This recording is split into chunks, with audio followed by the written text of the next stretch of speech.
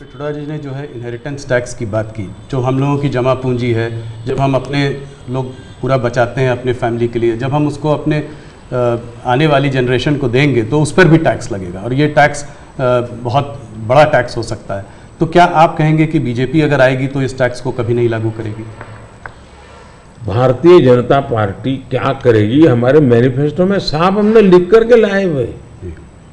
अब उन्होंने कहीं सगुफा छोड़ दिया तो मैं भी वो झंडा लेके घूमूंगा, ये सवाल आपके मन में कैसे आ जाता है जी? भारतीय जनता पार्टी की विचारधारा साफ है जी।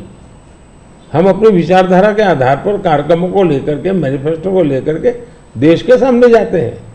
कृपा करके ऐसे महाशयों के विचारों को हम पे मत थोपिए भाई।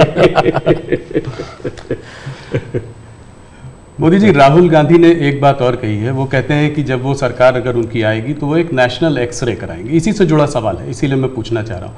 एक नेशनल एक्सरे कराएंगे, बात सिर्फ कास्ट सेंसस की नहीं है जो कि वो करते आए हैं, उस पर भी मैं आपका मत जानना चाहूँगा, मगर बात वो कहते हैं इससे आगे है। बात कास्ट की नहीं, बात जस्टिस की है। और वो कहते हैं कि हम जो है एक सोशियो इकोनॉमिक सर्वे लाएंगे, एक इंस्टीट्यूशनल सर्वे लाएंगे और उसमें देखेंगे कि किसके पास किस जाति और किस उस वर्ग के पास क्या है, कितना धन है, कितनी इंस्टीट्यूशंस में भागीदारी है, और उसके बेसिस पर हम इस पूरे सिस्टम को रीडिस्ट्रीब्यूट करेंगे। इसको आप कैसे देखते हैं? सबसे पहले तो इस देश में जो लोग अपने आप को राजनीति के एक्सपर्ट मानते हैं, जो लोग देश के उतार चढ़ाव को बड़ी बारीकी से अध्ययन करते हैं, सबसे पहले उनका दायित्व है कि वो ऐसे लोगों को पूछे कि जिस परिस्थितियों का वर्णन आप कर रहे हो, अगर ये सही है तो 50, 60, 65 साल तो आपने राज किया भाई। ये मुसीबत के जो जन्मदाता आप हो और आपने अब तक की बर्बादी लाई क्यों? पहले उनका जवाब मांगो भाई, नंबर 1। नंबर 2, एक्सरे का मतलब क्या है जी? मतलब हर परिवार में जाना, घर घर छापा मारना। अगर किसी अनाज के डिब्बे में किसी महिला ने अपने गहने छपा के रखे हैं, उसको भी एक्सरे किया जाएगा, उनके गहने ले लिए जाएंगे, जमीनों का हिसाब किताब किया जाएगा और फिर उसको रिडिस्ट्रीब्यूट करेंगे।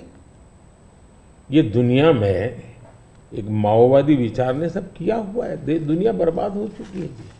ये पूरी तरह अर्बन नक्सल उस सोच का सीधा सीधा प्रकटीकरण है। और इसलिए मैनिफेस्टो आने के 10 दिन तक बाद भी ये जो जमात आए दिन लिखापट्टी करती है ना, वो चुप रही, उनके प्रोटेक्शन में चुप रही है। तब मिलके मेरी जिम्मेवारी बन जाती है कि देश को जगाना कि भाई देखिए आपको लूटने की ये तरकीब हो रही है। और दूसरा पार्ट है, डॉक्टर मनमोहन सिंह जी वगैरह, उन्होंने हर बार कहा है कि भाई जो भी संपत्ति होगी इस पर पहला अधिकार किसका होगा। तो हिसाब किताब बहुत साफ है, वो क्या करना चाहते हैं।